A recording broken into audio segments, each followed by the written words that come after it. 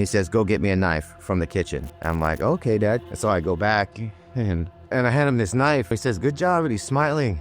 And then he just starts sawing his throat, and like blood is just like dripping everywhere. I remember my face was pulled to the ground, and there's this fire that's just lighting up the room in like the most ominous way. And that's when I realized not going home today.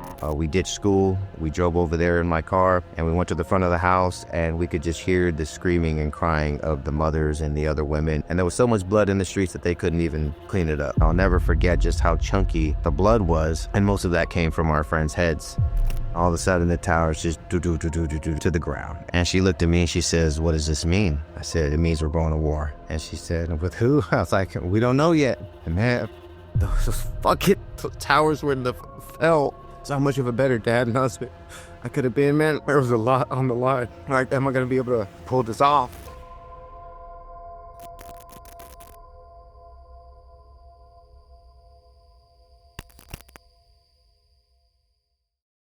My name is Rudy De La Rosa.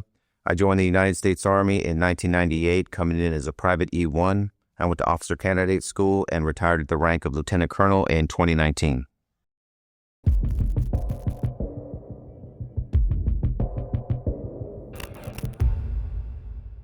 Yeah, I'm from all over Los Angeles County here in Southern California. I grew up between Santa Clarita Valley, which is the frontier, which was the last frontier of Los Angeles County, all the way down to just outside of East LA, that area in a neighborhood called Whittier.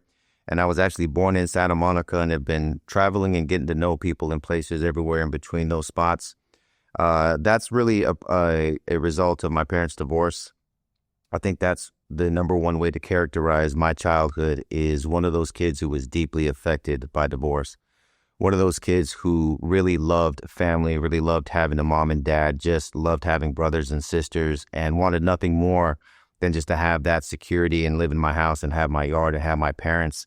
And around the age of preschool and kindergarten, everything just dissolved. Everything just came to a head with my father's PTSD, which he got from serving in Vietnam in the United States Army, and also some trauma from his childhood.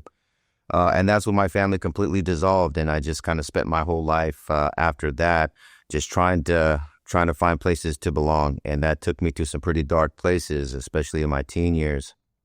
But that's not even the whole story as to why divorce and family dissolution was such a big part of my identity and kind of the arc of my journey.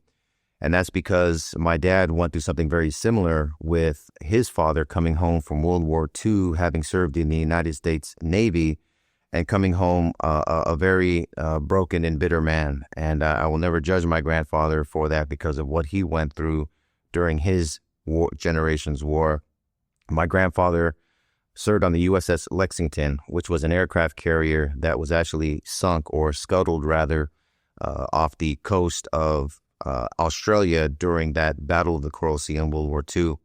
And so what my grandfather went through was really unspeakable in words, but he took it out on his family through violence, through hatred of mankind, through alcoholism, and every other kind of vice that you can imagine. And I know it's real easy to judge, especially our generation of service members, going even back to Vietnam, Grenada, Desert Storm, Iraq, Afghanistan. The truth is, we really don't know shit about true combat, about true, real war, like they were fought back in World War I and World War II. Don't get me wrong. I know soldiers that did not come home. My heart goes out to them. And so a lot of us who didn't come back whole. But what my grandfather experienced during that war was literally a lake of fire. The Bible and many people describe the worst imaginable state possible to comprehend as a lake of fire. Literally, that's the worst thing that could happen if you mess up your life. And my grandfather lived and had to survive in a lake of fire out there in the Pacific Ocean for 5 days, from the 4th of May to the 8th, with constant bombardment from the Japanese from above, in the first sea-air battle ever fought by mankind, torpedoes in the water, with explosions taking place from the flight deck to every room in the hull of that entire ship. Because if they weren't being bombarded and literally cremated alive on the flight deck, these explosions were causing fuel to seep through and get into the main water distribution system of the entire ship so that there was fuel in every single part of the ship. So whenever the Japanese would strike again with a bomb or torpedo or just a shortage in spark, these rooms would just blast into an inferno and men would literally be cremated where they stood. And my grandfather's job was to get those sailors to the casualty collection point, to get them out of the way so the operations can continue.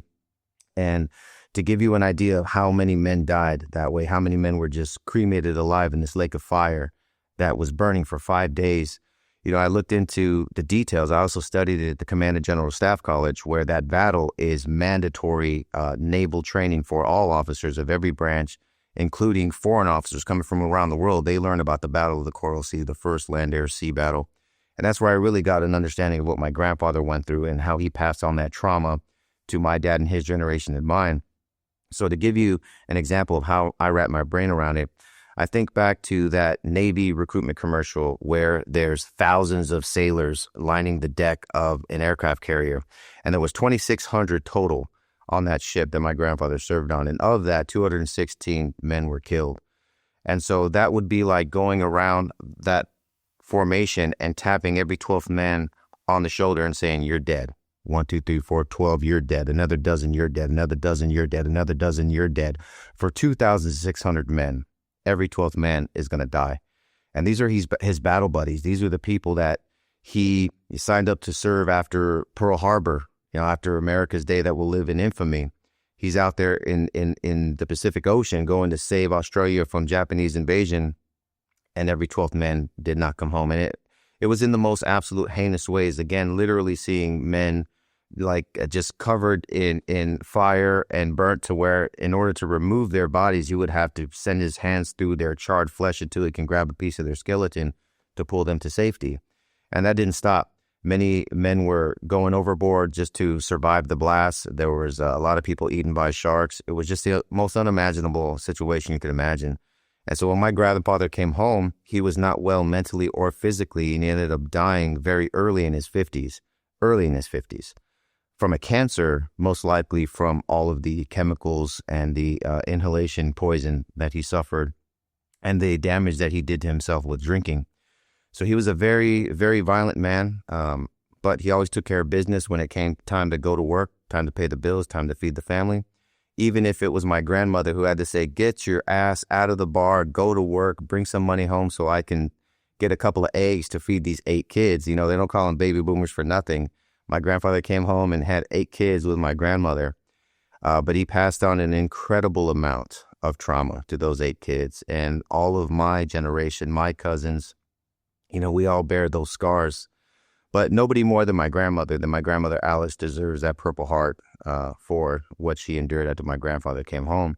And my dad, being the oldest, he took the responsibility of stepping up to be the male figure in the household when my grandfather was at the bar, when he was at work, or when he was just not communicating, trying to comprehend how to come home from that. And you don't. My grandfather admitted that he absolutely hated just mankind, everybody. It seemed almost like he couldn't wait just to get his ticket off this earth. But he did pass on one piece of advice to my father, which made it to me and my kids, which was that if you don't go to war, you're not a man. And I know today, in today's politically correct world, that's antiquated. We wouldn't say that, but I know what he meant. And he said it in Spanish to my dad.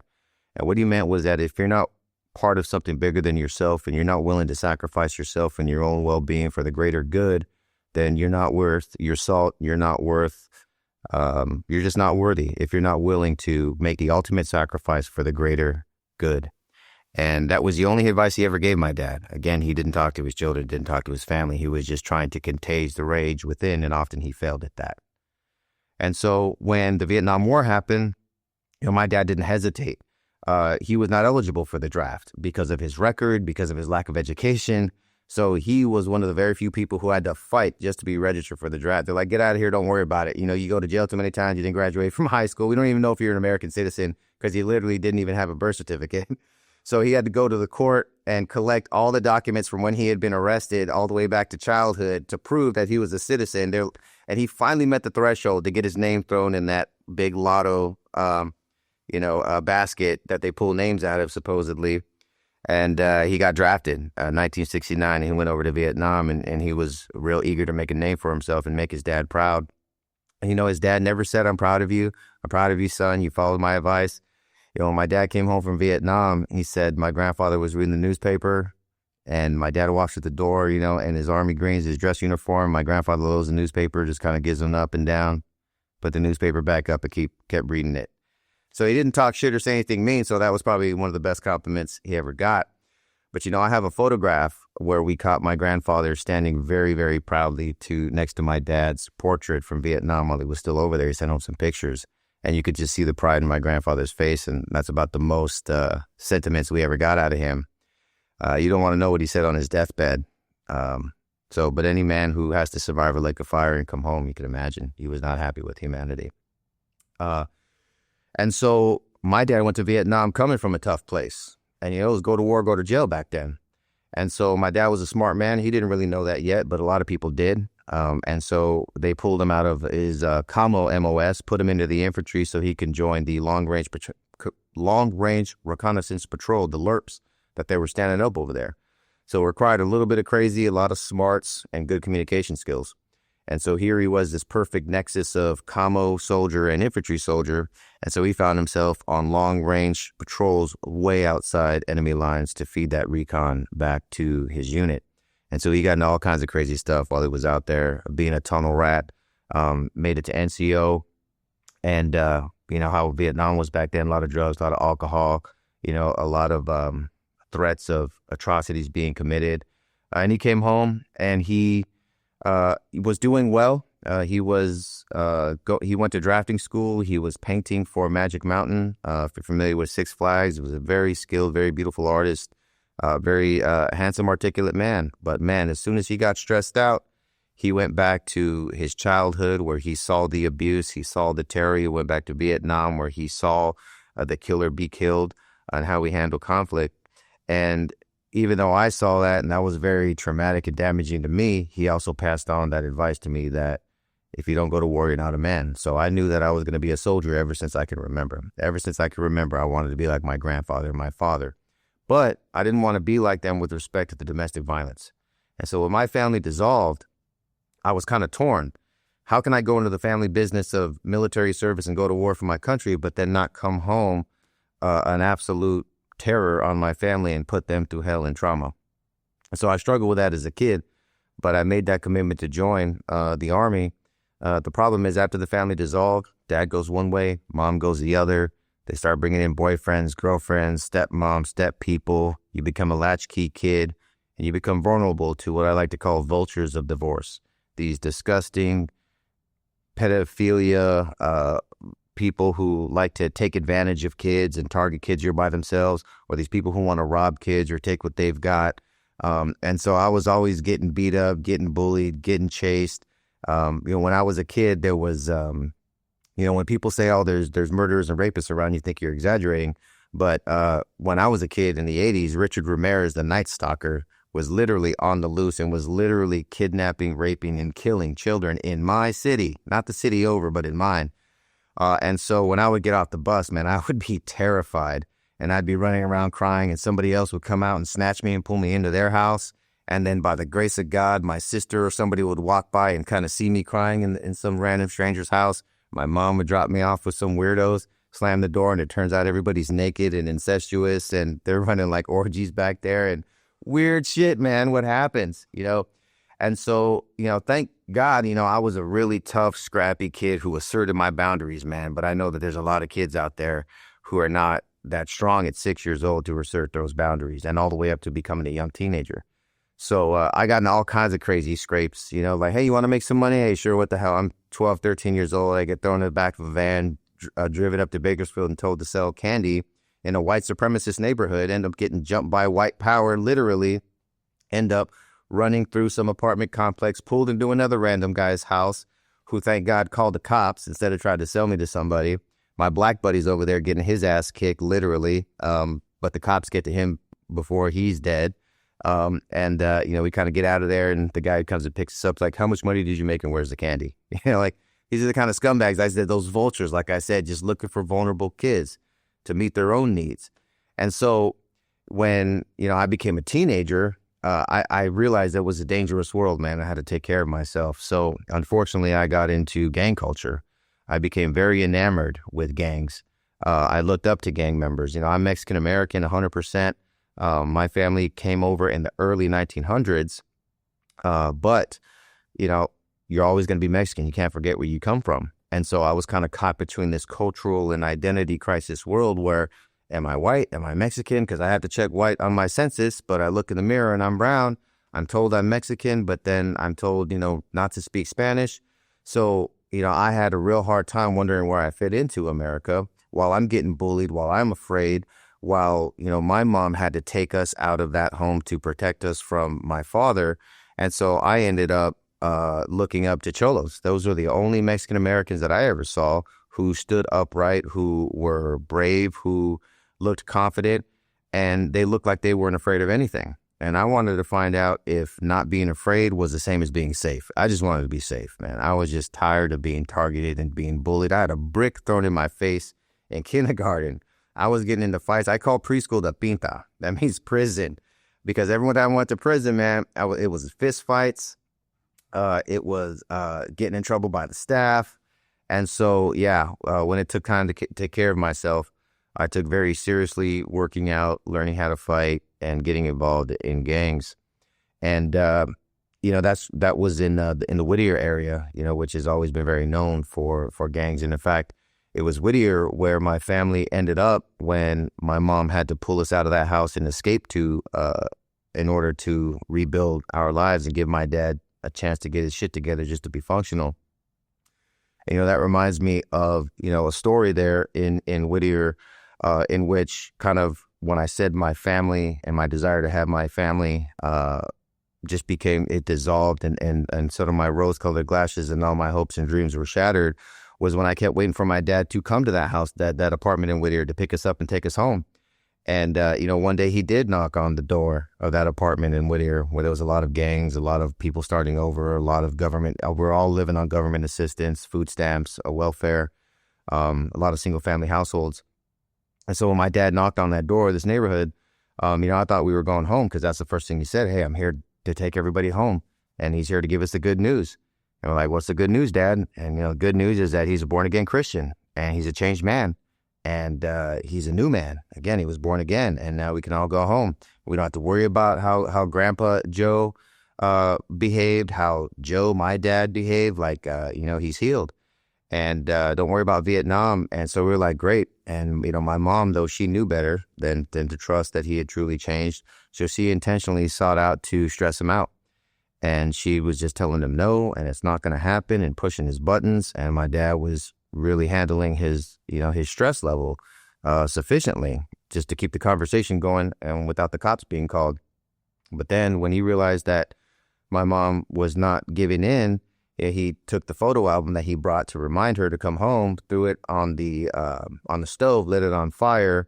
And that was the indicator that, okay, Dad's losing his shit. Here we go. Murder, suicide, just like old times back at the house in the valley. And so he decided that he would gather us all up into the room for some reason. Before he could do that, though, my sister, the eldest, who had knowledge of what was about to happen, went next door, called the cops, said, you guys need to get over here or, this whole family's going to be dead or something's going to happen. And so we're in the bedroom and my dad's just, lighting stuff on fire that he doesn't like that my mom had potentially gotten from other men, like gifts or clothes or greeting cards, even though she said these are from birthday cards. This is what happens in an office. And then he starts pulling her outfits out of the closet and saying, is this what you're wearing? Is this what you're wearing out there? And then my mom's like, okay, let's see how much you've really changed. She said, yeah, that's an outfit I wear to go on dates with other men. And my dad was like, okay, all right, you wanna get Crazy Rosie? That's what they called him in Vietnam. He's like, okay, Crazy Rosie is officially here. And my dad tells me, because I was the only one who wasn't freaking out, I'm just still happy. I'm just happy we're all together, man. My rose-colored glasses are still firmly on like goggles. And he says, go get me a knife from the kitchen. And I'm like, okay, Dad, I was really proud that he picked me and not my older brother and sister. So I go to the kitchen and the sink is filled to the brim. And I know all the sharp and pointy knives are at the bottom. And then me as a little kid, I couldn't reach down there. So I open the knife drawer and all I can grab is a butter knife. I'm like, oh shit, I'm going to get in trouble. I know what a good knife is. It's not a good knife. So I was like, fuck it. I better hurry up and get back there. I'm missing the fun. You know, we got a barbecue or we're making s'mores. I don't know. Maybe this is what this knife is for. I swear to God, dude, I'm still there. I think that we're like making s'mores, we're barbecuing. I think he's going to pull out a pack of hot dogs and we're having a party, man. I'm still, literally, I hadn't experienced that much joy in a long time. And so I go back and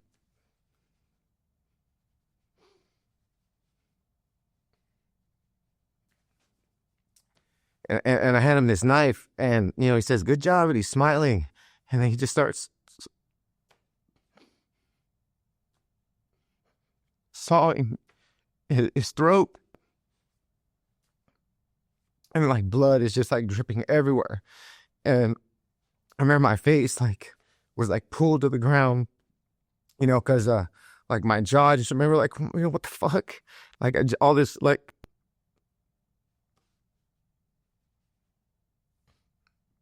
this pain and pressure like I never felt before. And that's when like I'm looking at like my brother and my sister and my mom, like everyone's just like crying and freaking out. And there's this fire that's just lighting up the room in like the most ominous way. And that's when I realized like, shit, we're not making s'mores. You know, we're not going home today. And, you know, luckily there's a knock on the door and it's the cops. And, you know, he gets taken out by the cops and he gets taken to the sidewalk. And, you know, my mom, instead of saying kids go inside, she's like, yeah, well, watch your father, watch this whole thing.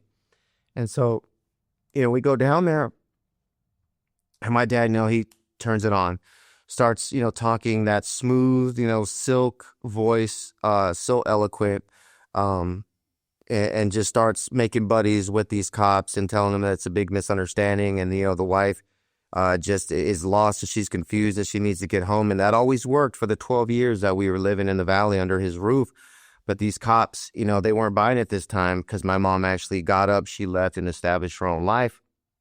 And, you know, they searched my dad and all he had on him was a Bible, just a pocket Bible. And he pulls out the Bible and, you know, the cop says, you know, Joe, I think you're a good man. I really do think that you came over here with good intentions. He said, but you're not ready. You know, you need to go home and read this Bible.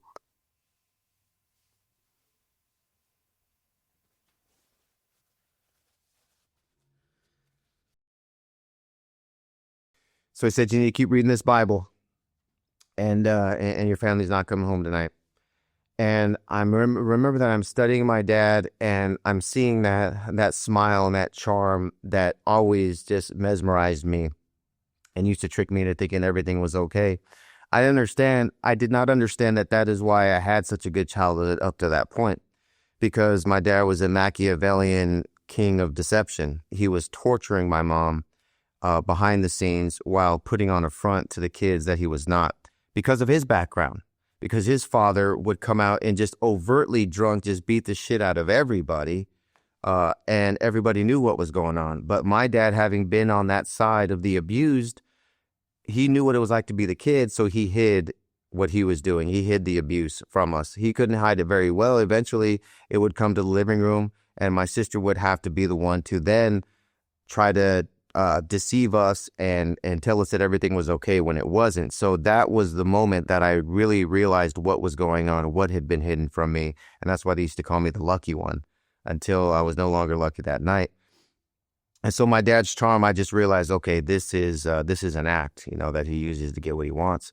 But I still remembered that lesson, and I was able to use that myself with police officers, you know, down the road. You know, when I started having the police contact in that same neighborhood, with that very same police department. And so that was when my dad realized that we were never coming home again. And so instead of doing what I wish he would have done, which was to just focus on being a father and being just a man that we needed to look up to, instead he went after trying to find a replacement for our mother.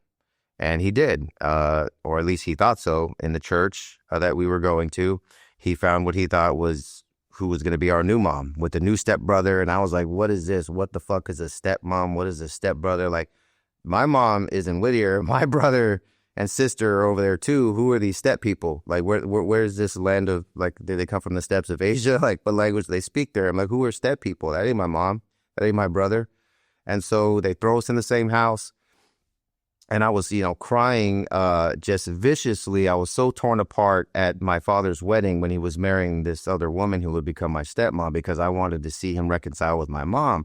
Because believe it or not, even 2 years after my dad, after that incident where he had cut his throat and he was told, my mom convinced him he's never coming home, he still had us praying every single night when we would visit him and all sleep in the bed together that mom and dad would get back together. And so that has a lot to do with me having to falling out of faith when I prayed every single night, for 2 years for my mom and dad to get back together, and that didn't happen. And so when I'm sitting up there looking at my stepmom and my stepbrother is on the opposite side of the church, that's it, man. I just broke once again. I felt like I lost my family again. And that it was after that point where I just like, fuck it. It's all about me being a tough guy. I still knew I was going to join the military because my dad was very patriotic, taught us service to country, taught us to love our country, taught us that you need to be able to willing to make that ultimate sacrifice for freedom and for others. You need to be a warrior. That's your job. And so even though I knew I was going to serve, I always knew I was going to, I decided I'm really going to get into some shit until then. So I became a bad kid, bullying kids, stealing stuff, just causing property damage, just doing anything I could to impress the wrong kids between Santa Clarita Valley and Whittier. But when things came to a head with my father around my early teenage years, that's when I decided to be team mom, and I needed to go home and help take care of my mom, and to be present with her and kind of get away from, that energy that of my father with his multiple wives now, multiple ex-wives, multiple step siblings, half siblings, and nothing against those people with whom I've reconciled, but I just needed to get back to my mom, my sister in my hometown. And when I did, now I'm older, now I'm bigger, now I've got this mentality of I really need to take care of myself. I've got all this trauma. And so I started immediately hanging out with all the gang members in my neighborhood whom I'd known since childhood. I mean, really good friends that I went to elementary school, rode bikes with, and now they're all in the neighborhood. They're in the gang with tattoos. Many of them had already been shot and killed. But, that's how the gang works, is they tell you that, hey, we're tough now. Guys respect us. Look at this gunshot. Look at this stab wound. And it's just like, the VFW, like guys with all their battle wounds, and you look up to them and you want to be like them. But because I knew that I was going to join the military, they were cool with me not getting officially jumped in. But I was like, hey, if you're going to hang out in the neighborhood, if we're going to hang out at your house, we're going to have parties, and you're going to cruise the boulevard and pick up girls with us, and you want us to back you up, like, you're going to put in work. You're going to put in work for the neighborhood. And I was like, yeah, cool. Don't worry. There's a peace tree right now. Like, what work do we have to put in besides picking up girls and looking tough, right? And creasing our Ben Davis, wearing, fresh wife beaters, and like, yeah, no problem. I can do that.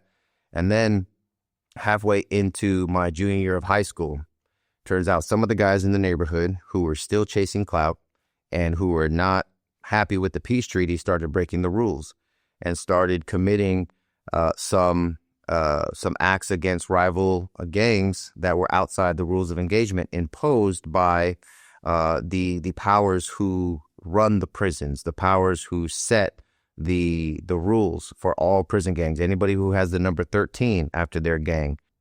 There was guys in the neighborhood that I lived in who decided to just blow those rules off multiple times. And so we were told that we were going to get the green light unless those in the gang were able to pay enough money to get it lifted so that it would hurt and serve as a deterrent from these ROE violations. The money was mismanaged. We didn't make the deadline, and the green light hit solid green about just into my junior year of high school.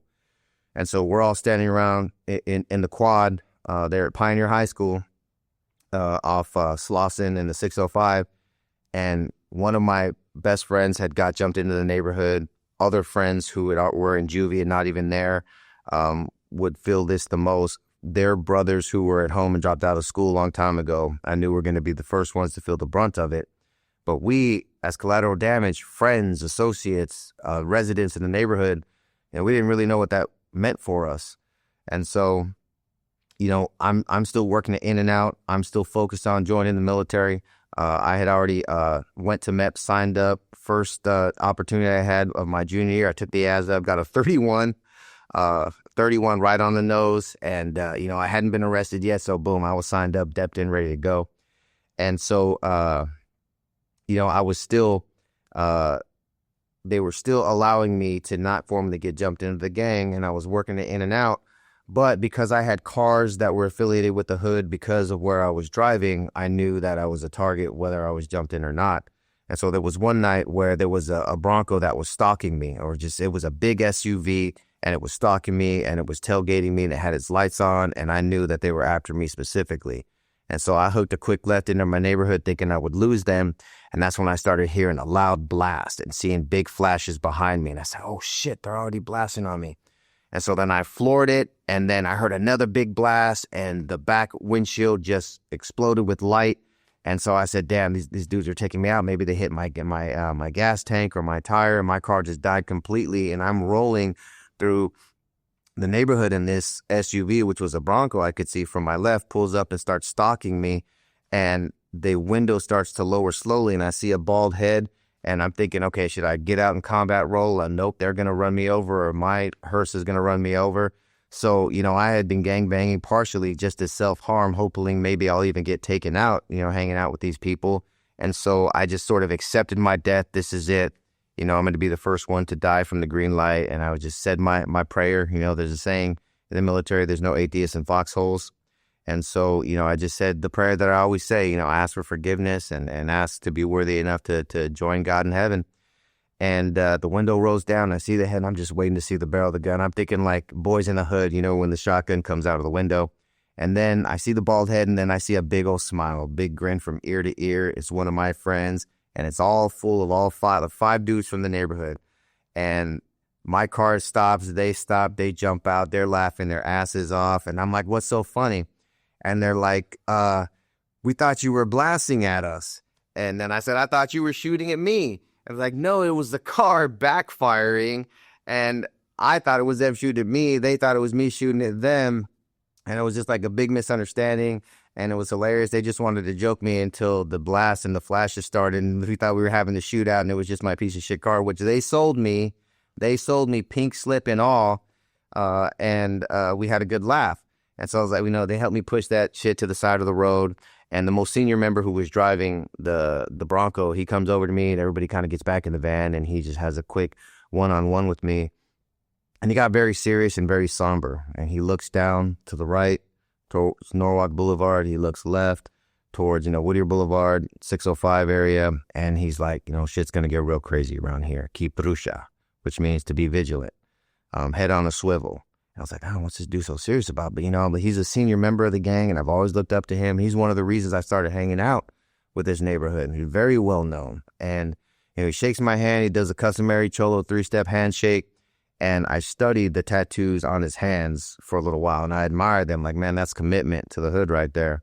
Everything you do, everybody knows who you are with the first handshake. And it must have been maybe a week or two, maybe just several days after that, he was shot and killed in front of his house. There was another associate with him from the gang who was shot and killed in the same attack. So it was a double homicide. And they were set up in a strategic setup where, we call them honeypots in the spy world, by girls who literally infiltrated the neighborhood, were talking to rivals on the phone to fire those first shots of the green light. And so they were attacked. They're enveloped from both sides. Guys came up from the rear, bashed them over the head with bottles. They did a little, drunk, woozy boxing, and got their, they were beat up, and then they were shot and killed, both of them right in front of the house.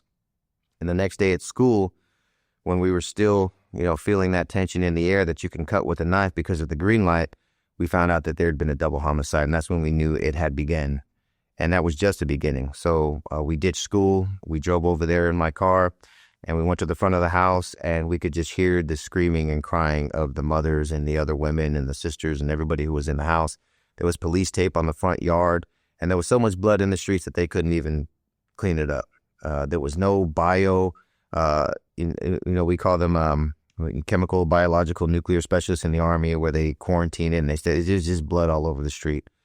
And so we were wondering, should we go up and, say something? Should we look around like we're like mini detectives, like we're going to crack the case or some shit? So we just like, no, let's just keep our distance, man. Let's go have a quiet moment of reflection over here. And, I'll never forget just how chunky the blood was. And most of that came from our friends' heads. And a lot of that had to do with the fight and the attack with the glass and the bottles at first. And so when we went to the funeral, the mother, to my surprise, chose an open casket. And so when I saw my friend's head, it was literally the size of a basketball. I've never seen a human head blown to that proportion. I didn't know a human head could get as big as his head was. And that's because when they hit him with the bottle and his head filled up with fluid and he was killed and rigor mortis sat in, there was no time for any healing.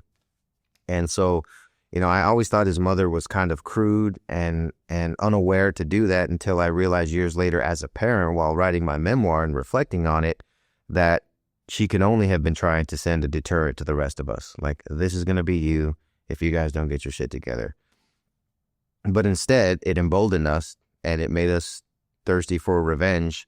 And we instead kept doing what we were doing, and in fact got much worse at it. And there, there's a lot of people affiliated with some of these things. That's why I don't want to go into too much details, because there's no statute of limitations for this kind of stuff. But I could just say that there were many more murders that happened after that on both sides.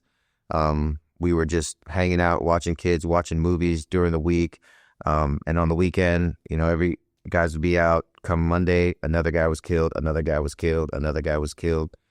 And we started experiencing so many people coming in from rival gangs. That's how the green light works, is when one neighborhood has it, it's everybody's responsibility to pass that sentence, that judgment down. That's the long arm, of the law on that, laws of the street. And so we started to do counterintelligence ourselves and start understanding who was setting us up, what the cars were going to look like. And we started doing, as we called in Afghanistan, presence patrol, armed presence patrols, where we were serving as a deterrent, where we'd see guys come in and we know they were in there to do a mission looking for just one of us to take out. And so then we'd envelop them, get out, chase them down with guns. In fact, even having to set up ambushes at times in order to chase off, armed assassins who were coming into the neighborhood. And one of those took place in my front yard. And one of those blasts to chase away the assassins woke up, my sister, had her running out of the house and just, her nightgown, sure that she was going to find me dead in the front yard. And I was like, no, don't worry. Everything's okay. We're safe. We're safe. And, me being an idiot thinking this was a good thing because, now they know not to come back to our house because they had been spray painting my car in front of my house. Like, I know who you are and we're coming back. And so that's why we had the ambush ready to go, because we knew they were coming back. And my sister thought for sure she was going to find me dead. And, I'm trying to assure her, no, this is a good thing. Don't worry. I can't tell you what happened, but, we're going to be better off now, because we were getting a lot of heat at my house specifically. I was kind of a collection point for everybody in the neighborhood. I'd open my garage. We'd be lifting weights, hanging out, playing music, staring people down. And it brought so much heat to my house. And my sister, as a new mother, felt it. And that's when she said, I got to get my family and get the hell out of here. And so she moved out shortly after that. She had enough. She knew that that nobody could save me but myself or my father. If my father would have came down and said, look, boy, I don't care what happened between us. I love you. I'm going to be here for you. Let's reconcile. Let's get you out of this neighborhood. But, he was too proud and ill prepared. And, I was too proud. And so it was just me and the neighborhood. And so once my sister left, it was just my mother and me. And my mom could not afford the mortgage on her own. And so we had to move out of that neighborhood eventually. We couldn't afford the house. And she ended up dating some losers, some guys who, started abusing her. And I wasn't going to put up with that. And so, I solved all my problems with violence. I grabbed a gunman, a murderer, a straight, killer from the neighborhood who had the credentials, in case things went south. And I drove to this dude's house, knocked on the door, and he didn't want to answer the door. So I was like, man, I know you're here. Come out or we're coming in. He comes to the door, and I knew this guy was a boxer. He talked a lot of shit about being a boxer, so I wasn't going to strike with him. I didn't want to take him down. And so, my dad made us watch every Vietnam movie ever made, including Billy Jack. I don't know if you're familiar, but there's a great clip in there. So, Billy Jack style, I look at him, Billy Jack, he's standing in front of a guy and he says, I'm going to take this foot and put it across that side of your face and there's not a damn thing you could do about it. And so I'm just looking kind of dead at him. And, having done Taekwondo as a kid, that muscle memory kicked in. I just kicked him right in the face back into his house and knocked him down and just told him, that's for hitting my mom. And if you come back to the house or if I disappear, these men are going to come back and they're going to kill you and whoever's here.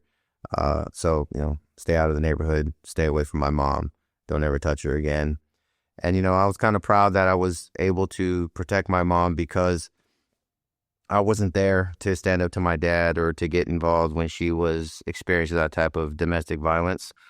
But, that event unfortunately backfired on me because just a few months later, my mom brings that man right back into the house, puts him on our couch. I come home early from work.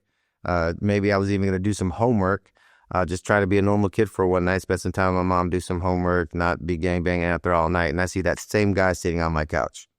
And so I start yelling at my mom immediately. I was like, I can't believe you. What are you effing doing? I said things that no son should ever say to a mother. And she says, well, he's not going anywhere. It's either him or me. And she's like, well, he stays. He's not going to just calm down. You're overreacting. And I'm like, okay, F you, F him, F everybody. And that's when my bout with homelessness started because I couldn't go back to my dad's, wasn't talking to him, burned a bridge with my sister, had no other family. And my mom, who had always been my rock, that was my final falling out. So I had a pretty serious bout with homelessness where I was sleeping in abandoned houses, doing personal hygiene in gas stations, sleeping in cars, and just too proud to ask for help. Just really going downhill, dropped out of school and was very serious about just trying to make money to survive. And, the neighborhood was always there offering, hiring for people who need to make money quick.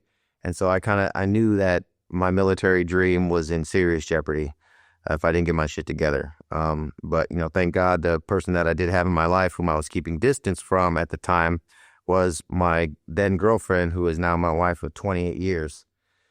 Yeah.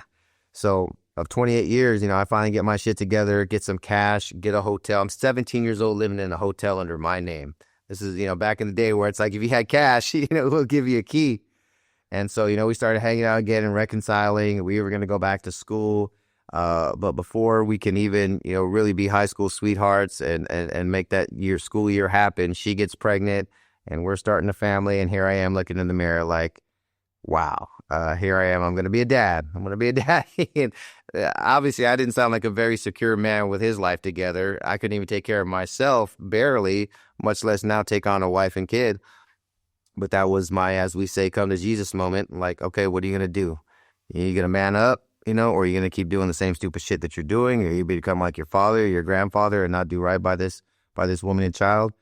And, I just had a vision of what I always wanted when I was a kid: a mom, a dad, a home, a family, stability, just a life for the whole family to be proud of. And so I decided that they were going to go with me on my Army adventure. And I decided to get married and take them with me. A lot of people think, oh, so you were a gangbanger and your girl got pregnant, so you joined the military for the benefits. I was like, bro, you have no idea. It's like bless your heart, that you look kindly upon that story, but that's not my story, man. This is 4 generations: my grandfather, my father, myself, and even my daughter. We're a military family, no matter what we've been through. So I was always going to serve in the military.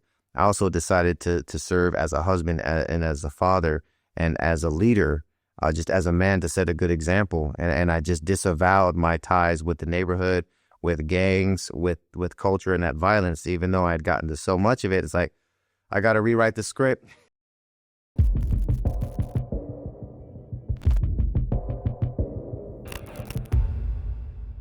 When I joined the Army, I became, of all things, a military police soldier. Of all things, of all branches. So I got so serious about becoming a family man and becoming a good example that I retook the ASVAB, studied while I was on a bus going all the way down to Compton as a security guard in high school, mind you, because a lot of us turn 18 in high school. I'm not a grown man. I just happened to turn 18 in high school. So I dropped out of school completely, put on my security uniform, and I'm traveling 2 hours to get to this job or that job the whole time I'm studying the ASVAB, I figure, let me look into law enforcement since I'm a security guard somehow. So got hired to do that gift of gab that I learned from my dad. And so I doubled my score, qualified as an MP. I went into the corrections field specifically where I would be a prison guard and internment and resettlement specialist, and ended up taking the whole family to Germany and starting my career that way. And so that's how I came to military service. Now, one thing I loved about being an MP is in the jail specifically is the schedule is very predictable. You know what your shift is, whether it's 8 hours, 12 hours, 10 hours, you know when you're off, you know when you're on, in police work. And so I took all that off time to go to school, and I ended up falling in love with education immediately. I found home. I mean, I dropped out of school. I didn't even know what college was. I didn't know what an Army officer was. I just know that I signed up and started going to college.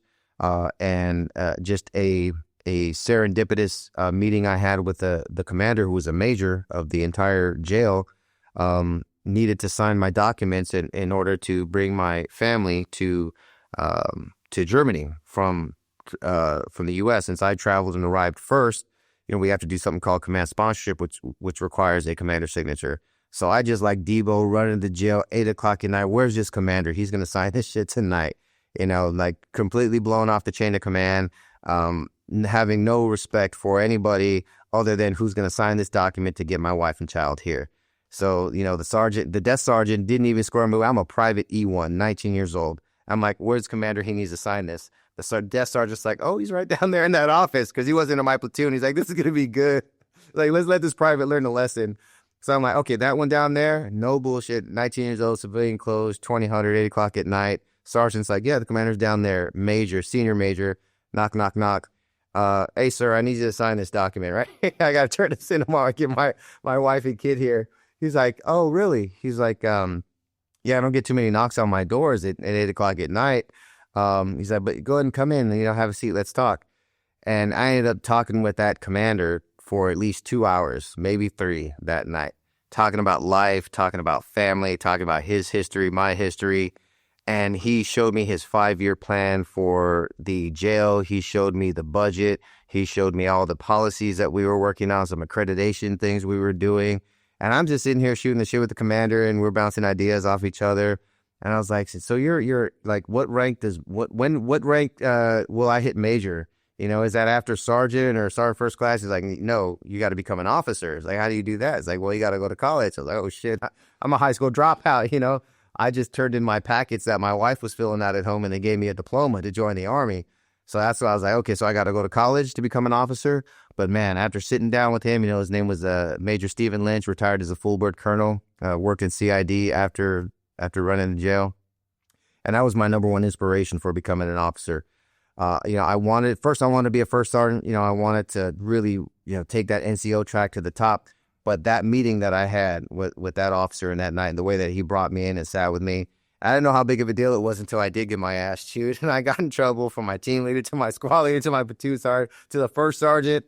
Oh man, I got so many reprimands and lectures about the chain of command.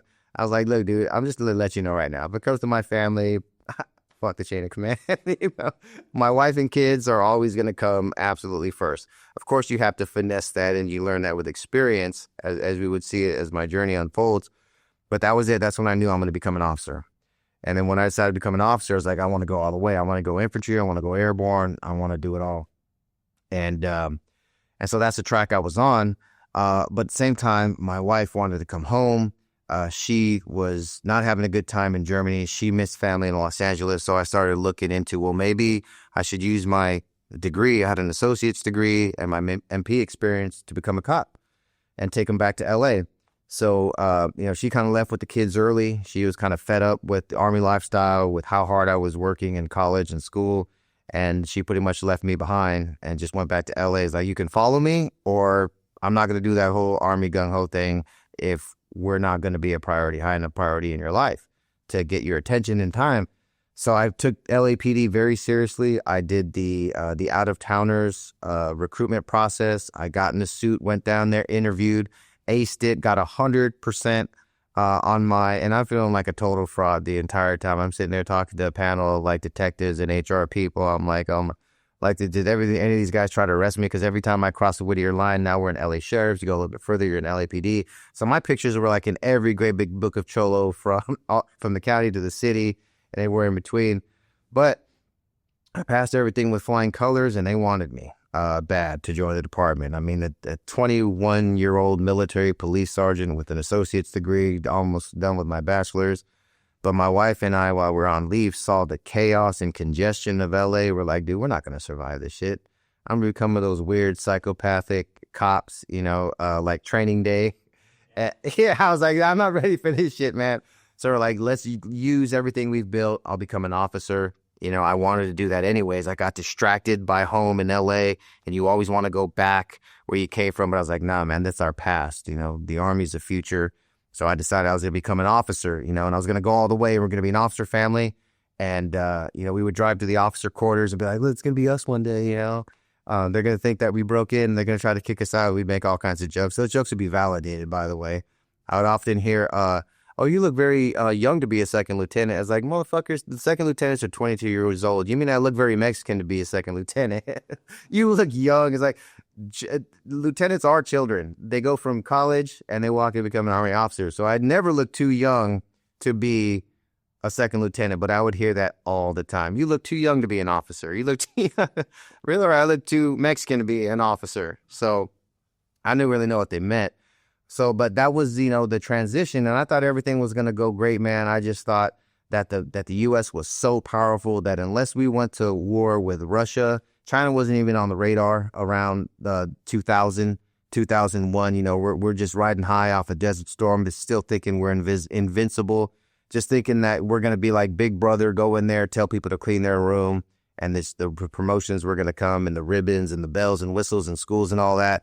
It's going to look great on the board, but we'd really never have to go to war unless it was an existential, threat, life or death, and then everybody would understand why Pops went to war. God laughed at our plans, they say.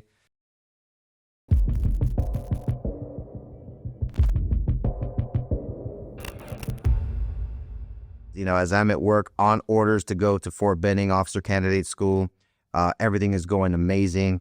I'm in the shop, putting all the tools away, having frisked the inmates, send them back to their cells, and I'm listening to AFN radio, and I hear that a plane just flew into one of the towers in New York. And I'm like, shit, no, that's terrible, man. That's really bad. Okay, put the music back on, put some, Shaggy or whatever was hot on the radio at that time, Spice Girls or so, then I hear this, and then we sorry to interrupt your broadcast. We need to inform you that another plane just hit the second town. I'm like, no way, man. I'm like, that's got to be, like, I need to go home and watch TV. That didn't sound right.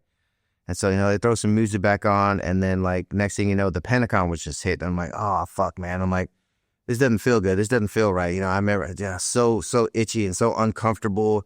And, humans have very, very powerful intuition, our subconscious. There's so many gears and programs running internally that we're not aware of, and that cause those emotions, those gut feelings, and like that, my friend who had that chill up his spine, who got murdered just days after, he looked left and right and said, keep Rushan. He was killed because he knew it was coming. His intuition, like a beautiful mind, all the calculations were there.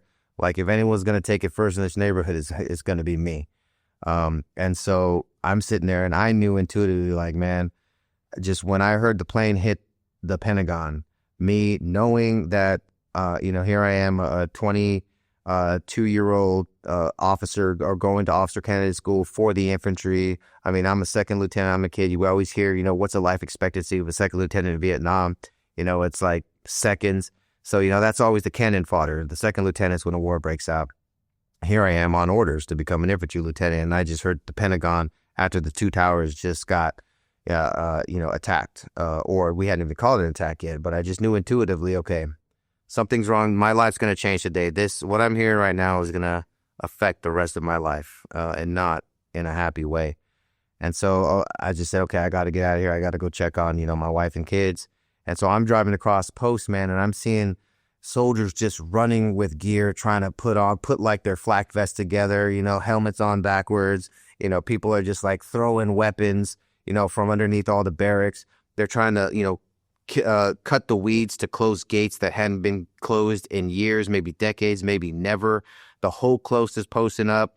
Everyone's getting ammo, guns, putting their gear on as they're running to their units. And so I run home and, I go up the stairs and, I knock on the door and my wife, just beautiful, calm, taking care of the home, enjoying, just a peaceful afternoon after getting the girls down for a nap. Never wears an apron. First time I ever saw her wearing an apron. I don't want people to think that, the little woman needs to be home in an apron in the kitchen. She makes more money than me. She's an incredibly highly educated educator, very successful career woman. But that day, it just like, hey, don't get used to this. It was just like a picture of the universe saying like, this is what life could be, but you're an asshole, so fuck you.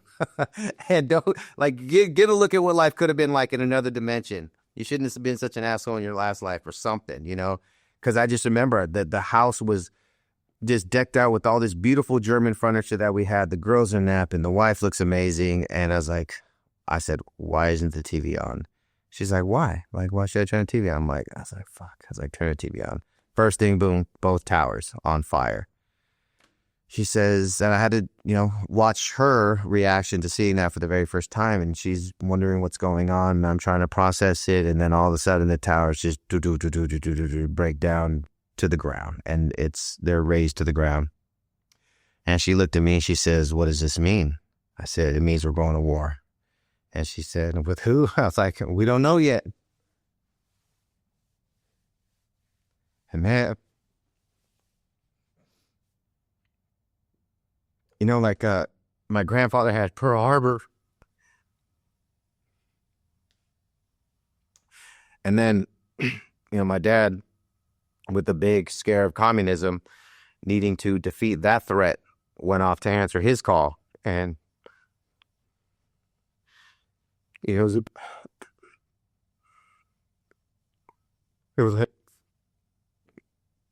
I knew that there was a lot on the line. Like, am I going to be able to pull this off?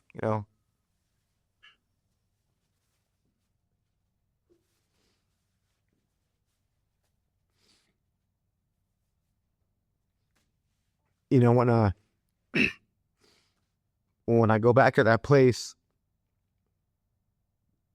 of my quarters and my wife and the apron and, the house so peaceful, it reminds me of when my dad told me to go get that knife. When I walked out of the room, the living room had never been more squared away.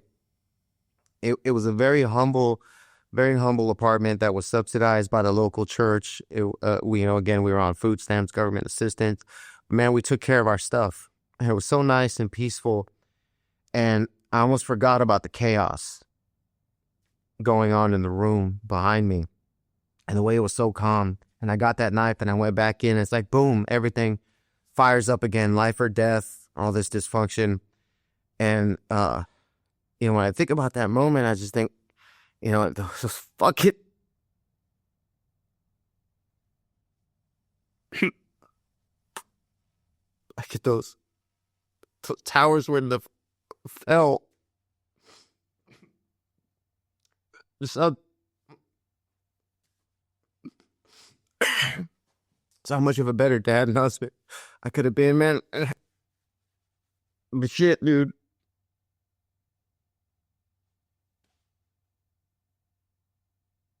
It's like this woulda, coulda, shoulda, But that would be no excuse, man, to become like my dad or my grandfather after the war, after their wars, So I was gonna have to figure it out, and thank God I did. But now that I'm retired, I look around at my peers, who never served. I'm not jealous. I'm just aware. I'm aware of how much of my life, my energy, and my passions had to go into the Army. Every job I had after that, man, it was like existential global war on terror, man. Everything you do has got to be at 100% full throttle, or, we're going to fall to the caliphate. Like everybody's life and freedom depends on it. And feeding into, even when became a recruiting commander, years later, recruiting from Southern California, men and women to go to both Iraq and Afghanistan. And my secretary, we put her son in the Army, and it was kind of a joke that, hey, we need to make numbers. We need a contract. Let's put your son in so we can make our numbers this month. And her son did join. And shortly after arriving to Iraq, he was blown to bits by an IED. Thank God he lived, but he'll never be the same again.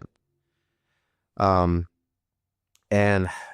I had to tell all of my recruits and all of my kids' parents and all the teachers and principals, like, look, man, I got a slick sleeve here. In the Army, when we go to combat, we put our combat unit, our patch, on our right side, meaning that's who we deployed with. And I was a slick sleeve back then. And in 2007, 2008, 2009, you were a little, you shouldn't have a slick sleeve by that point. You should have a combat patch, especially if you're recruiting to take people to combat. But, I kept telling and promising every parent that I'm not asking your child to do anything I'm not willing to do myself. When I come out of command here, when I take off, this recruiting hat, I'm going straight to Afghanistan. And I was, because I had worked out with my assignment manager to put me on the first thing smoking to Afghanistan. And that happened to be with the 1st Battalion of the 503rd Infantry Regiment with the 173rd Airborne Brigade, a very famous and storied and amazing unit in the Army. It's right up there by Ranger Regiment before you get to, it's the Special Operations community. It's just an incredible brigade of incredible paratroopers, and they're going to Afghanistan. And, I'm not going to say I was lucky or fortunate enough. I got exactly what I wanted.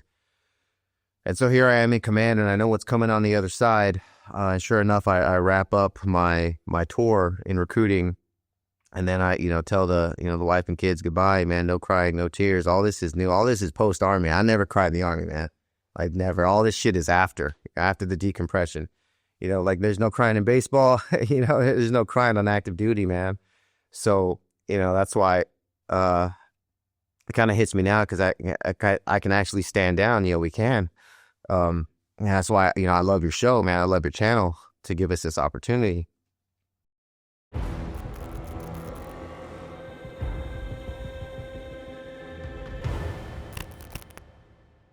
I pop over to Afghanistan and, did some amazing stuff. Had an incredible commander.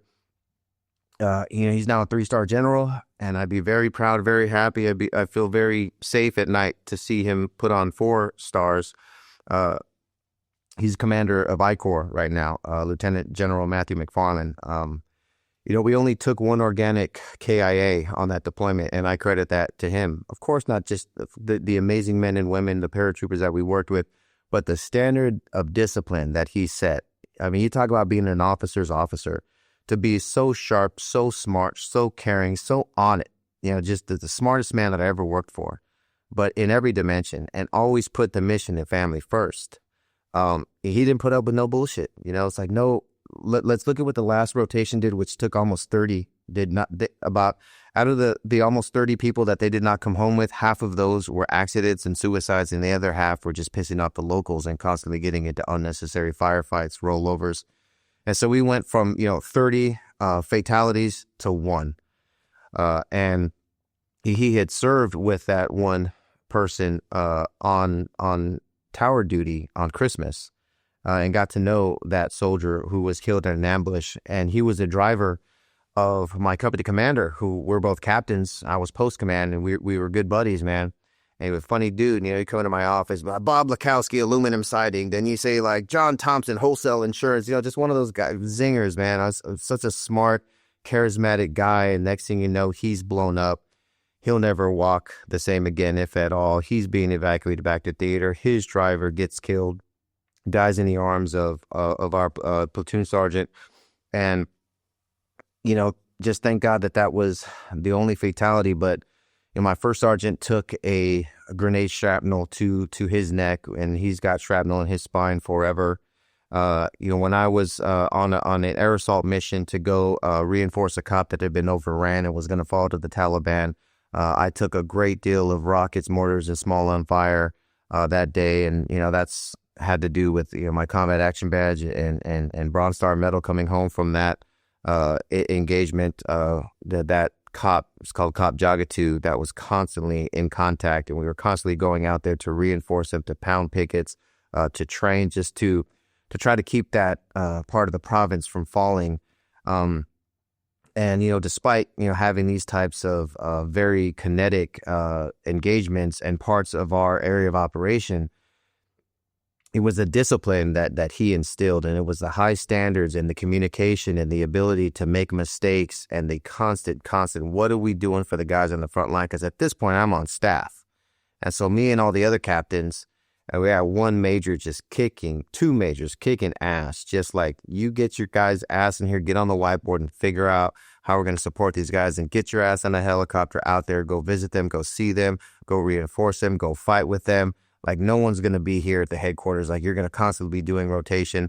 And my commander, General McFarland, he was Colonel McFarland, Lieutenant Colonel McFarland. He'd grab us all on staff to go out and do security patrols and go to shuras and be there right with him. And he would be mentoring and training us, even if we had nothing to do with the mission at hand.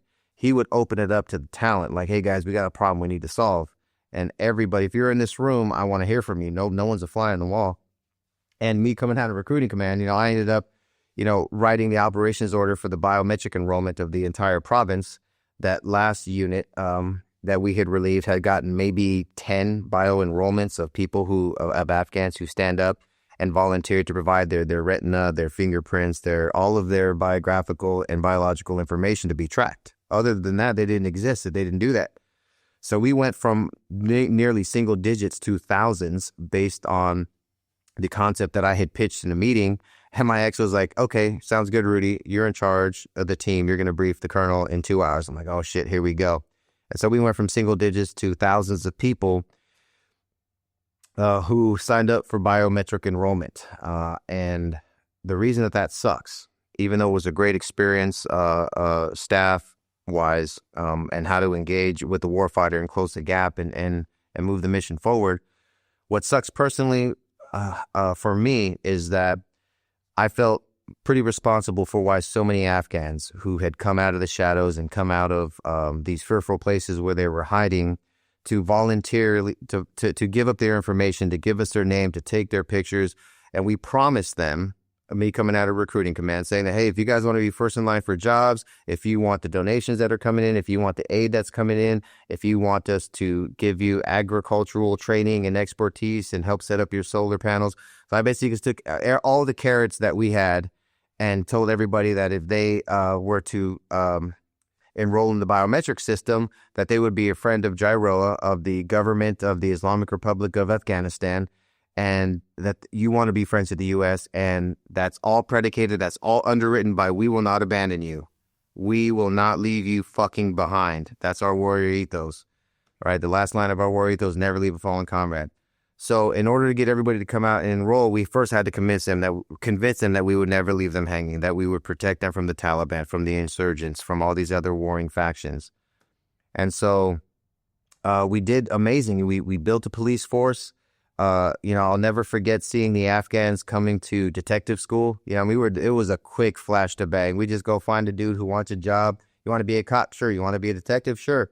And they would look like Miami Vice, like wearing like shades. They'd come in like these jumper shoes and like ninja shoes and socks and like sweats. And they're just trying to like look like undercover cops with whatever civilian clothes they could find. It was adorable. All these like little Miami Vice guys, because they're going to be the detectives. They're going to go undercover. They're going to feed us intel. They're going to keep the law. And so I think they watched like Starsky and Hutch or something, because these guys were motivated to be detectives and to be cops. And we were building up the Afghan National Police and their specialized force, and we were building cold storages for their produce, and we were clearing routes so that they can do transnational business with the Pakistanis, and we were holding elections, and we were building schools, and I was lucky enough to go on a lot of these battle circulation missions to assess damage for schools where firefights had happened, and I would go into these rooms and see boys and girls learning English together.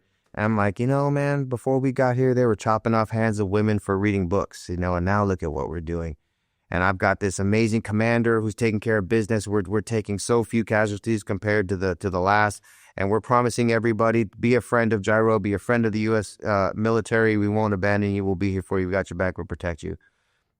And I came home from that, man. You pass the baton, you do your rotation. You're like, man, I really hope, that all of our promises are kept, which obviously we couldn't have abandoned them in a more shameful and disgusting way.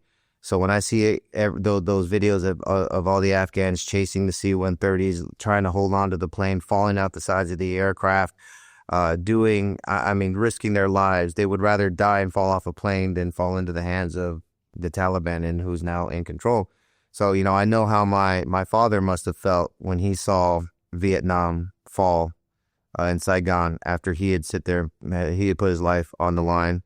To see it all just completely go the other way at the very end must have been very difficult. I was home.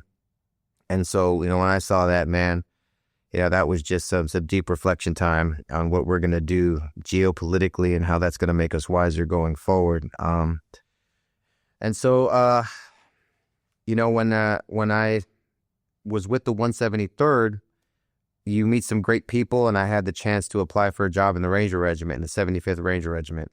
I was going to go down there as a major, serve on staff. Had to finish Ranger School, though. I'd already been to Ranger School when I was a lieutenant. Didn't work out. My wife was pregnant, and if I failed Ranger School again, I would either miss the birth or put her in jeopardy. So I had to tell, the brigade, hey, I got to go home. I got a wife who's pregnant. I'll come back, some other time. Finally, it wasn't until I was a major and a senior major getting ready to apply for the regiment that the slot opened up again. And so they said, first you got to go meet the chief of staff of the 75th and get hired. And if you do, we'll send you to Ranger School. So I flew to Georgia, did an interview, shook hands with the chief of staff of the 75th Ranger Regiment, and was hired. Like, you're hired. Just get your ass to Ranger School. And now, while I'm in Ranger School, if I fail to complete the course in one go, I'm going to miss my daughter's graduation. And my mother, who was once again homeless because of an abusive relationship, needed a place to live, and nobody could take care of her but my household. So I needed to get through Ranger School in one go, or else if I stayed there to take that job in regiment, my family just would have fell apart on the back end. So when I'm in Ranger School, something went wrong on my patrol. And, I failed out and would have to repeat the course. And so, as I'm sitting there, kind of, in a between status, deciding if I'm going to go before the commander and ask to recycle and start over again, or if I'm going to just, cut my losses, go home and take care of my family and put them first, it kind of came down to the Ranger Regiment or my family.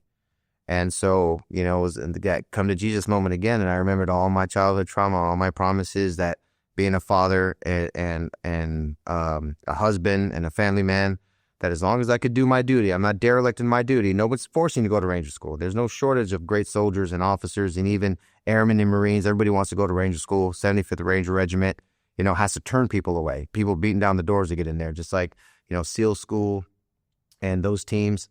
So I thought, am I really going to be chasing that scroll, that tab in that scroll at the expense of my family? And I decided there and then that if I go home, I got to get my shit together, like even better, and just be the best husband and father and citizen at everything I do. Because if I don't become an Army Ranger, which was my goal from the very beginning, then I got to find a way to be an Army Ranger to pay that debt in other aspects of life. And so that's when I decided that I was going to write the book that I wrote, just to take all of my lessons and memoirs and all my pain and lessons learned the hard way and put it into a book that I thought would be helpful for those who have served in the military or experienced trauma and family dysfunction, that I would never turn my back on a challenge to help my kids and wife and family achieve their full potential, that I would never back down to putting them first and to being the man that I wish my father and grandfather would have been. And it would not take long for me to get that challenge.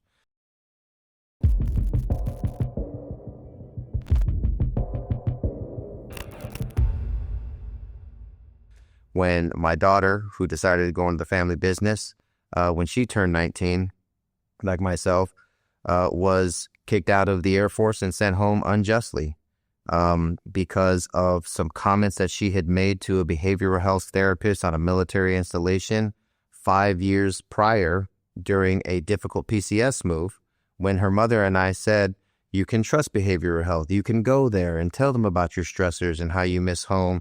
And this was during my second deployment, and telling them, like, look, this is a great benefit that the military provides you. Mind you, this is after Afghanistan. This is after I walked away from Ranger Regiment and said, no, I'm going to do my job for the Army, but I'm also going to be the best husband, father, and citizen that I can be. And I encouraged all my kids, therefore, to go to behavioral health. Even if they were not diagnosed or were not a problem, go proactively. And then if you are thinking about hurting yourself, or if you are struggling with anything, talk to your therapist if you don't want to talk to mom and dad. Trying to do everything right. My kids didn't want to go. They wanted absolutely nothing to do with behavioral health, with shrinks, with therapists, none of that. And I forced them, both my daughters, to go. Just proactively, because of all the moving, of all the deployments, of what I was putting in at work, the guilt that I had, just moving them all over the world. And despite their objections, I forced them to go. And they were assured over and over again that everything said in those rooms to those clinicians would be confidential, and that nobody would ever know what was said in there. It was a safe space. So, of course, being teenage girls, 13, 14 years old, they're in there. They finally get comfortable, start taking the snacks, start building a rapport, and then they're just kind of saying anything they want to get it off their chest. And us not knowing that everything was transcribed, written down, and slapped with a hefty diagnosis after the moment it was said, like anxiety disorder, depression, suicide ideation, self-harm. I mean, just for the most benign things that, like, you want to, oh, I don't even want to live anymore, whatever. Just getting things off your chest was coming with just a better safe than sorry diagnosis and note in there. Even though my kids were healthy, adjusted, never had any type of hospitalization or medication, nothing. They were just in there talking. That's it. They were talking. But what they were saying as young teenagers was being written down and becoming part of official DOD property because they were military kids. And so when they had gotten to basic training, unbeknownst to us, these diagnoses and quotes were slapped in front of my first kid and said, you failed to disclose all these diagnoses. And my daughter and us as parents are like, we didn't even know those existed. Like, we went because all the stupid commercials on AFN told us to go there, and they would all be safe, and there would be no stigma, and there'd be no retribution. And now, as an adult, you're telling her that she's being punished. And so I was like, no problem. Come home. We'll clean it all up, which we did. We got so many things expunged out of that record. We had those same clinicians say, no, this was just a better safe than sorry working diagnosis, yada, yada. We're sorry. We didn't know that this was going to be scrutinized by fitness for duty personnel. And they wrote glowing letters of recommendation and health, and saying that, these were shining examples of resilience in military health and stability. So complete clean bills of health. You think that meant shit to the Air Force or the Army? Neither. They had at the time never waiver policies that you're not even eligible for a waiver. We don't care how squared away you are. We're not even going to entertain it. And that was just a knee-jerk overreaction from people coming home from Iraq and Afghanistan and having mental health problems. They just said, we're going to really clamp down. We need to be healthier, more agile. So we're not going to take anybody with a history of any mental health concerns. Doesn't matter how good they're doing now. It didn't even matter that the clinicians who wrote it retracted it and wrote clean bills of health. So I thought that was going to be an easy no-brainer. Okay, let me bring this up to the chain of command. Let them know that we need to rescind the no waiver policy, because that's what was stopping them from even being considered to correct the record and to get a waiver to allow them to serve and to explain why they had said these things or to demonstrate how healthy they've been since. It was a non-starter. So I thought, let's just get rid of the waiver. And so it took many open door policies. Once my daughter came home and we started getting her record cleaned up, same time I've got a daughter who comes of age who wanted to join the Army. She wanted to be an Army Ranger because they had just opened up all combat jobs and Ranger schools to women. And she wanted to be amongst the very first enlisted women to finish Ranger school. Army said, nope, can't even talk to you, because we pulled her record proactively and saw the same things. that the comments that she had made as a young teenager were all disqualifying based on the diagnoses that followed. So I said, okay, no problem. There's got to be comments that somebody in the chain of command is going to say this is a no-brainer, rescind the policy. Let's have a waiver criteria to measure these against. And then if they're fit for duty, let them in. So that wasn't going to happen. There were a lot of naysayers, both in Congress, on the Armed Services Committee, a lot of the old guard who just said, nope, we're happy with the policies the way they are. So I had to go on this crusade. I'm in the Command of General Staff College, about to make Lieutenant Colonel. I'm in the place in my career where I can give 100% at any cost to this fight. So I'm writing white papers. I'm doing congressionals. I'm doing DOD, IG complaints. I'm doing open door policies. I'm writing white papers. I'm going to the Army Family Action Plan Committee, to the National Military Family Association. I'm just building this coalition, just waiting for somebody to do this the easy way. But before I did all that, I asked my chain of command, can I get some time with General Milley, who was the 4-star, before he was chairman of the Joint Chiefs of Staff, he was the Chief of Staff of the Army. I said, I would like to personally brief General Milley on what I'm doing. I don't want him to be blindsided by this. And everyone's like, what are you talking about, Major? Like, your little project here isn't going to go anywhere. And I was like, no, trust me. I said, you need to get me in front of General Milley. Let me brief him before he hears about this, because before I go to the media, before I go to Congress, I would like to talk to General Milley. And they're like, who do you think you are? Like, when I was a private, I couldn't talk to a major. Now I'm a major and can't talk to a general. I was like, what is this bureaucracy bullshit? No, I get it. But there's sometimes where common sense is we just need to talk and cut the red tape. Everyone's like, there's no way you're getting into Milley. I said, well, I'm going to use my open door policy. So I went, every colonel, every lieutenant colonel, and full bird colonel tried to dissuade me, tried to scare me and bark me down. I'm like, nope, open door policy, want to talk to General Milley. Therefore, whatever generals I got to go through, let's get it started. And so it started with the 2-star. And then I told them all the research that I had done and what had happened to my daughters, that they were not even being allowed to apply for waivers, how one daughter was removed from basic training because of diagnosis we didn't know existed. And all of my senior officer peers were saying, holy shit, that's going to happen to my kid. I did the same thing. I came home from Iraq and Afghanistan, and I told my kids to go there. Now I have no idea what's in those records, and we'll find out when they get there. So I had a pretty big coalition, but once we got to the executives in the seats, it was, no, you're done. So then I would have to go from the 2-star, then to a 3-star, then to a 4-star. And then once the General Milley told me, no, I'm not going to see you, you're not going to get to General Milley, the policy is not going to change, I had to go to the media.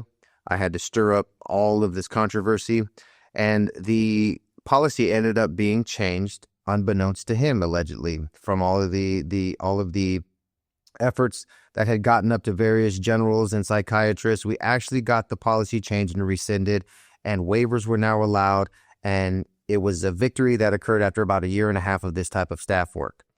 Unfortunately, USA Today did a hit piece saying the Army's letting in crazy, suicidal people with depression, anxiety, and in order to make numbers, they're allowing mentally unwell people to join. A complete spin, completely disingenuous, completely wrong and out of context. The late Senator McCain got pissed off because he's on the Armed Services Committee, said that he was never briefed that we were going to lower our mental health standards, even though it's not what happened.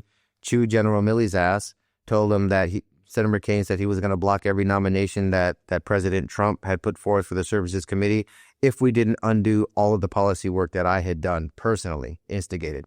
So General Milley rescinded the policy like he did when he went out to that event he was not supposed to. He said he didn't want to be at, went on TV and said, it was my mistake. I dropped the ball. I wasn't aware.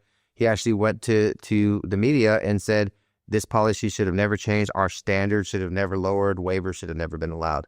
So that's when I said, see, that is why I wanted to talk to him almost 2 years ago, because I didn't want this to happen. So me as just a little major back then knew that was going to happen, that subconscious I told you about. So when he changed the policy, I did an IG complaint directly against him. I'm pretty sure that I'm the only Army officer, soldier who's ever done an IG complaint directly against the Chief of Staff of the Army, a 4-star general. So I had like colonels calling me like, is this an error here? Like the subject of your IG complaint is General Milley, Chief of Staff of the Army? Yes, my IG complaint is against him.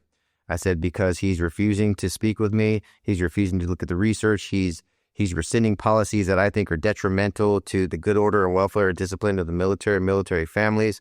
And I think he's making poor decisions at his level regarding this matter. He's ignoring all of the recommendations and work that we've done unjustly. And so he doubled down, though. He had my 2-star general pull me in and just chew my ass and tell me, who the fuck do you think you are? Like, you're messing with forces above reality. The president and the Senate and the officer of the SecDef is all pissed off right now because of you. Like, you're the thorn that's causing all of these entities to crash. We're getting hit by the media. And it's like, you need to stand down. I was like, not going to stand down, sir. And he's like, what makes you think you know better than everyone he just named off? It's like, I just do. I know that my daughters deserve to serve. It's like, I went through all this work to make sure that they're the healthiest and most adjusted generation of my bloodline yet. I served, my dad served, my grandfather served, and now you're going to tell me the healthiest generation of us is never allowed to serve? That's bullshit, sir. I do know better than all of them. And my commanding general, he was fucking pissed. And, he would grab me by the arm and like really try to get through to me that, man, sometimes we just got to take the hit. Like, you're causing too much heat. It's like, not going to do it, sir. As a fact, I want to talk to your boss now. I want to talk to the 3-star 8th Army commander. And he was pissed at me until he talked to the 3-star, and the 3-star was like, fuck yeah. He's like, I support Rudy. He's like, I'm all about it. Get him in here. I support him 100%. Because, every 3-star is this close to retirement. Most of them are. He was one of those old grandpa white hair dudes. He didn't give a shit. He knew he was never going to make 4-star. So he endorsed my action, my daughter's waivers, and my policy amendments. He got me in front of a 4-star general, had an hour conversation with the general of all of PACOM, great 4-star general, said, I'm on your team and I support you as well. At this time, Secretary Esper and Millie and I are just volleying. We're fighting back and forth in the media. I'm talking shit to and from them. They're talking shit to and about me. And we're just like having this proxy war through the media because he's getting hammered by military moms all over the country, wondering why are you closing doors on our kids? Why are you stigmatizing our kids? Why are you changing these policies? Why are you ending their careers before they start? Why do I have to be afraid to take my kid to behavioral health? And so it turned into a big thing, man. And I was doing all this at night when I should have been sleeping. And so I would be like the Cape Crusader, writing all these white papers, building these coalitions, preparing for all this, and then getting maybe an hour's sleep and then going to work all day as a field grade officer. So I was depleted into the most incredible deficit and been more stressed than I had ever been. So this all ties back to that moment of when I walked in the house, saw my wife and kids, and the whole house was still. And then when I saw those towers on fire, this is all directly related all back to that. And so, and that, all that was fresh in my mind of why I couldn't quit, even though it had dragged me into the darkest and deepest depths, and I was more depleted and stressed out than I had ever been. And, I still will never be 100% because of what I went through at that time. But it had to get this policy work all the way up to General Mattis at this point when he was SecDef. I had built enough coalitions and got enough ammo. And unfortunately, John McCain, who said basically, over my dead body, this policy will never change. Over my dead body, will it change? He died, old age. And, he had a good run. But when he finally died, that is when they actually changed the policy and allowed for waivers once again. And it had gotten so much attention that multiple senators and Congress persons had actually drafted bills to destigmatize, to conduct studies on this and make it safe for military children to get behavioral health without ever being told they're not eligible for a waiver. And even though none of those proposed bills made it to the president's desk, the guts of all of those proposed bills made it into the National Defense Act of 2020-21, which did become law and actually changed those policies and the culture forever. So now no kid will ever be told. And I was just talking to a recruiter yesterday at my hometown in Whittier, and he says, "Yeah, we'll hear you out. We'll put you before a doc. How long it's been? If you're healthy now, like we no longer stigmatize or hold that against you forever. You just got to prove you're healthy and fit." And he's like, "Yeah, I didn't know, what somebody had gone through to get these policy changes, But, I thought that was the right answer. And a lot of that goes back to when I had to walk away from the 75th Ranger Regiment and saying that I'm not going to quit elsewhere. I'm going to take the same warrior ethos and the same level of dedication of being an operator to other aspects of life. And so my second daughter was able to join the Air Force. She decided on the Air Force, and she had a stellar 4-year tour. And now she is a veteran, and she's working in just an incredible industry.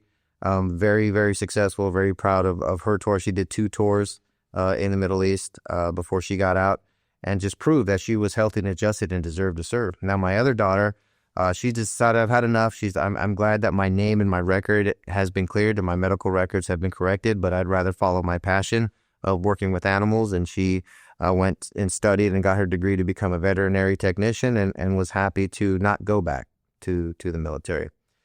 So we were very successful in respect to that. My son didn't join the family business. He wanted to be a filmmaker. So, he got into USC's film school and decided that he's going to pursue that. He's a senior now at USC and will, be graduating and going into the film industry soon. And that wife of 28 years who I was homeless with and dropped out and was my girlfriend, during that period, is now a very successful and highly just educated and talented teacher in her field. And, that's how that all led up to where we're at now.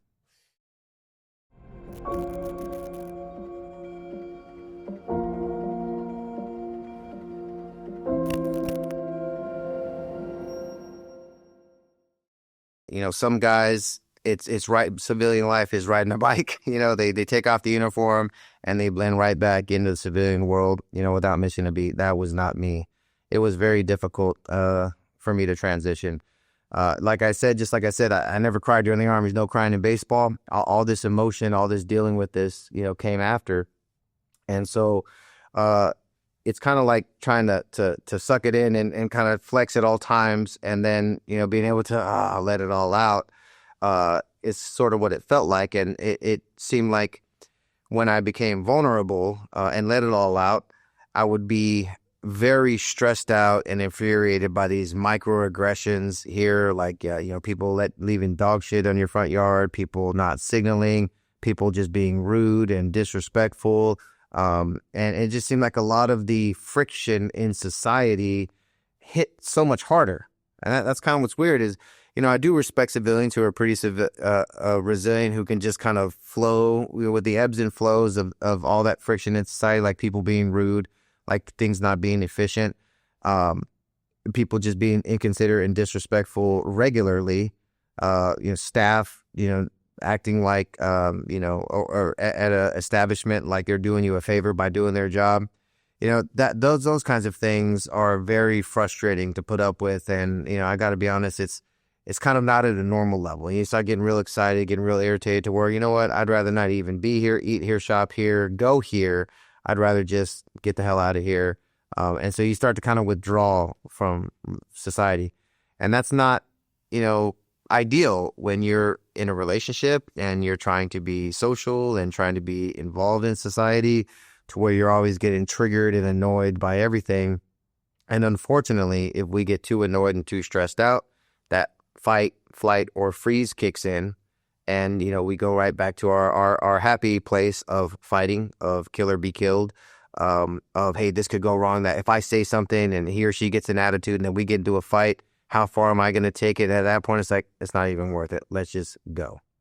So you're kind of always thinking, with that military mindset, second, third order effects, like don't say something, don't confront, or don't that jerk who's taking up 2 parking spaces, right in front of CVS. If I say something, am I going to have to snap his neck? Is he going to pull a gun? Because you're always so hyper vigilant. You're like, do I address these things? Kind of the serenity prayer. What is it? The serenity to accept the things you can't, and the courage to change the things you can change, and then the wisdom to know the difference. And that's what takes so much energy now, is thinking, should I engage? Because when you do say, hey, wouldn't it be helpful if we had a sign there, or maybe if we did this or that, things we can do in the military, where we can make suggestions and get more optimal. Everything is so personal in the civilian world. People, they take strong offense, you get the attitude, and then things just escalate from there, versus when you're in the military, you have boundaries, you have rank, kind of common sense is supposed to rule the day. Functionality is supposed to rule the day. Mission efficiency is supposed to matter. But you get out of the military and it's all about emotions and feelings. And there's a lot of egotism in the military. But out here, there's no rank. It's just how far are you willing to take it? How far am I willing to take it? So that's kind of to sum up kind of what the struggle is like.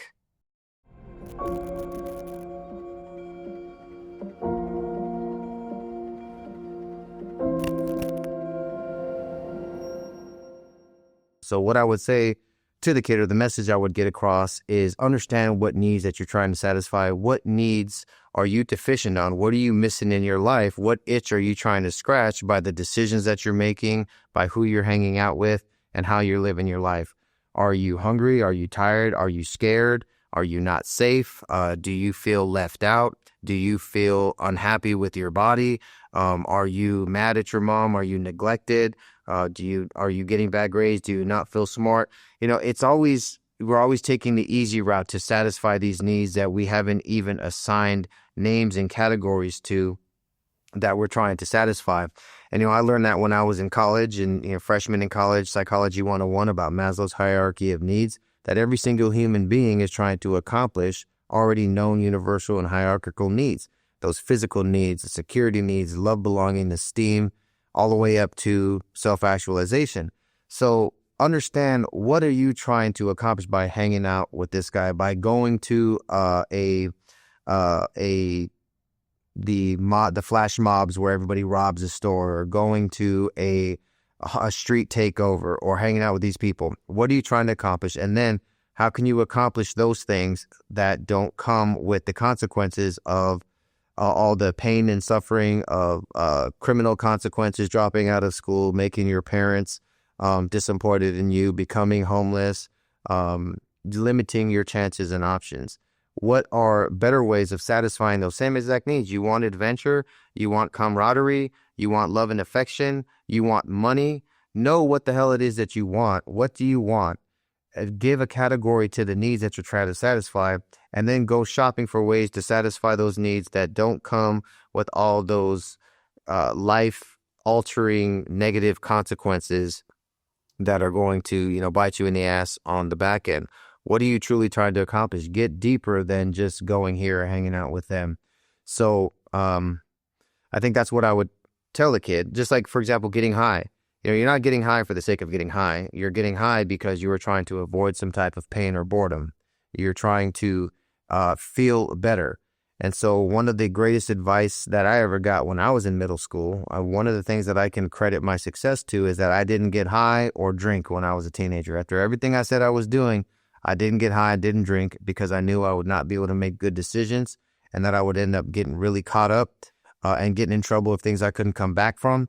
And that there were other ways to get high, like working out, like dating, like just doing interesting and exciting things instead of getting high. So I always had a lot of goals when I was a teenager. Even when I was really, really gangbanging and getting into trouble with a lot of guys, I always decided what is a healthy way, either through working out or doing something fun that doesn't come with those negative consequences. So what needs are you trying to satisfy? Put a name to them, be specific, and then how can you satisfy them without the negative back-end consequences? Now, how we should address that problem is through, I believe, fathers. I believe it should be fathers who need to make their number one priority the welfare and success of those kids their number one priority. Exactly. So they should always be aware of where their kid's at, what they're doing, and who they're doing it with. They shouldn't just have that sink or swim mentality, like, okay, we'll see that kid wherever he's at, or we'll see him in a couple of days, or maybe he'll be okay. I raised my son here in Los Angeles County. He went to LAUSD schools, and unless he's physically lying to me, I always knew where he was, what time he was supposed to be there, what time he was supposed to be home, what time or who he was with. Doesn't mean I micromanaged him. He didn't even know I knew all these things. I'm just gathering intelligence, keeping the watchful eye. helicopter parents get a really bad reputation, but it depends on what kind of helicopter you are. Don't be a Black Hawk parent, or an Apache. I'm sorry, don't be a Chinook or a Black Hawk parent, where you can't even talk and all you see, you're blocked out by the sun. You're in the shade. You're in the shadow of a Chinook. You're in the shadow of a Black Hawk. There's dust in your face. Nobody likes a helicopter parent that's a Black Hawk or a Chinook parent. But be an Apache parent, you're way back, way behind the ridge line. They can't even see you, but you're watching. You're ready to send Hellfire missiles, provide that support, call in air support, call in a CASEVAC, dust off, get them out. You're watching them and you know what's happening and you're intervening. You see an infrared. You can see through the dark. You know what's going on and you're ready to get in there and make a difference. And so I was a teacher for LAUSD, and I would see my kids just sort of like me, a latchkey kid, just sent out there on their own to fend for themselves, instead of having a father who knew where they were going to be and was ready to get in there, provide guidance, say, no, you're not doing this, you're doing that. And I say father specifically because I had a mother who try to do everything she could. I have a wife who would try to do what she could for disciplinary purposes.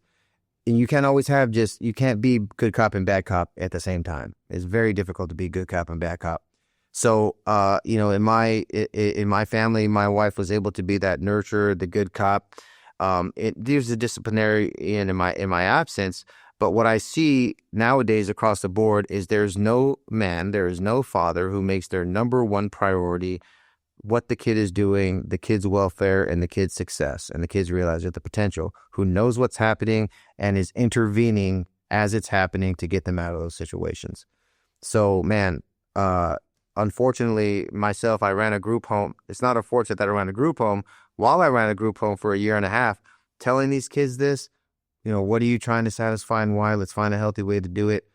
Because I wasn't their father, it wasn't resonating, They really wanted to hear that from their father. Many of them didn't know who their father was. A lot of their fathers were incarcerated. A lot of their fathers were murdered when they were little, like you were saying. And that's the hole that I couldn't satisfy. Now, I would hope, and pray that the wisdom that I try to impart, that those seeds would bloom later on, that example would matter.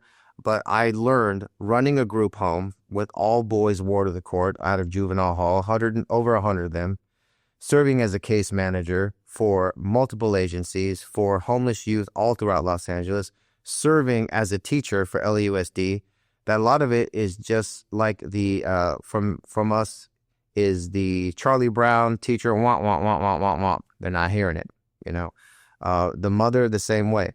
They're just not as receptive to when that father, the man, gets in there and makes his sole and primary responsibility, just watching after and intervening in that kid's daily life. So I would say dads need to up their game 300 to 1,000% more. Be an Apache parent, not a helicopter parent, but just an Apache parent. You're in the back. Don't let the kid know you're there, know what's going on, and get involved, and see in the dark and know what's happening from the shadows. So what I'm doing now is I'm actually writing a book series about everything that we talked about. From beginning to end, it's actually a 3-part series. The first is all about my family's, my forebearers, from when my family migrated from Mexico, to family that rode with Pancho Villa, to family that served in World War II all up till now. My family's battle with domestic violence, my tours with gangs, and then into my tours with the military, becoming an officer and figuring out how to create a functional family. Taking us all the way up to 9/11. That's all in Volume 1. Volume 2 covers my officer career and the policy war that I just described with the media going all the way out to Congress and the White House. And then the third, as you asked, what's civilian life like? The third volume is all about after the military, the traveling around the world, trying to gain knowledge, trying to get to as many countries as possible. I've been to 42 now across 5 of our populated continents. Teaching, writing, just trying to become, a scholar who can give back. And, in that, towards that regard, I've decided to also go back to school. I already have a master's degree, but I'm going to go back to pursue a PhD in foreign policy and Latin American studies, and try to take some of these lessons learned throughout life and more that I'm even learning through my travels and through school, and try to write and impact foreign policy, specifically as they pertain to the Americas here, so the Western Hemisphere can get its shit together and make sure that we can keep the Eastern Hemisphere in check for the foreseeable future. Bro, I want to thank you for following your true north, man, of what you do here at Urban Valor. This has been very therapeutic. Thank you for doing that. You're definitely on your true north path. And if anybody wants to know about my philosophy about the path of true north that I walked, I do have a book out. It's called The Path of True North, How the Pursuit of Our Full Potential Leads to a Life of Great Purpose and Abundance. And they can go to thepathoftruenorth.com to check that out. And I just hope everybody stays tuned into Urban Valor, man. It's been a pleasure sitting with you, brother. Thank you, bro.